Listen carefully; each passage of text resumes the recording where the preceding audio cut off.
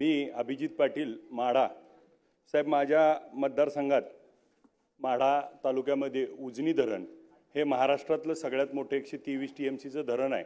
परंतु माझ्या माढा शहराला गेल्या 301 वर्षामध्ये 365 दिवसात फक्त 31 वेळा प्यायला पाणी मिळाले आणि त्यामुळे तिथं पाण्याची जी पाईपलाईन आहे ती अत्यंत खराब झाली आहे। तर त्याच्यासाठी शासनाकडे प्रस्ताव आहे, तर नवीन पाईपलाईन आणि त्याची सर्व अंमलबजावणी व्हावी।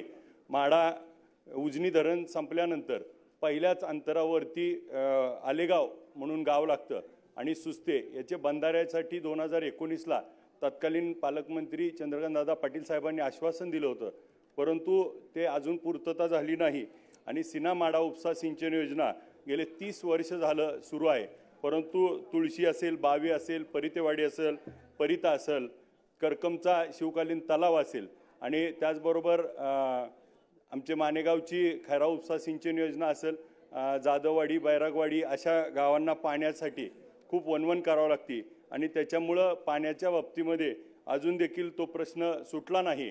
आणि मग आता हे पाण्याच्या प्रश्नासाठी सोडण्यासाठी सुप्रमा आपल्याकडे सादर केलेली आहे, तर त्याला मान्यता देऊन आम्हाला त्या ठिकाणी ही गेले 30 वर्ष झालं योजना सुरू आहे, परंतु याला आवश्यक असणारा निधी वेळेवर मिळत नाही। आणि तो निधी जर वेळेवर मिळाला तर ही गावं साहेब, तुळशी गाव असं आहे की ज्या गावाला जमीन मोठी आहे आणि फक्त 800 मीटर त्या ठिकाणी पाईपलाईन टाकायची राहिली आहे आणि 800 मीटर पाईपलाईन जर टाकली तर त्या गावाच्या पाण्याचा 7 ते 8 तळी भरून निघतात।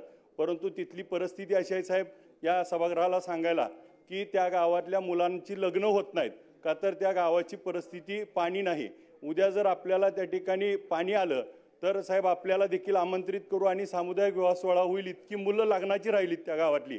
आणि त्या गावाला पाणी देण्यासाठी गेले 30 वर्ष झालं आपण सरकार म्हणून काम करू शकलो नाही, तर ते पाणी आणण्यासाठी आम्हाला योग्य तो निधी देऊन तरतूद करून ह्या पाण्याचा प्रश्न मार्गी लावा। उजनी धरणावरती पर्यटन स्थळ डेव्हलप व्हावं म्हणून त्या ठिकाणी सरकारकडे अभिभाषणात देखील तो मुद्दा होता, परंतु त्याच्यावरती निधीची उपलब्धता प्रत्यक्षात झाली, परंतु काम मात्र अजून चालू नाही। आणि उजनी धरण हे खूप मोठ्या पद्धतीचं त्या ठिकाणी धरण आहे, त्याला जमीन आहे, सगळी यंत्रणा आहे आणि पुण्यापासून जवळ असल्यामुळं वीकेंडच्या कन्सेप्ट माध्यमातून त्या भागाची इंडस्ट्री ग्रो होईल। त्या उजनी धरणावरती साहेब मत्स्यबीज त्या ठिकाणी सोडले जात नाहीत, मत्स्यबीज सोडल्याशिवाय मत्स्यमारांना त्या ठिकाणी खूप मोठा त्या ठिकाणी भुई समाज आमच्या भागामध्ये आहे आणि त्या भुई समाजाला मदत होईल। धन्यवाद।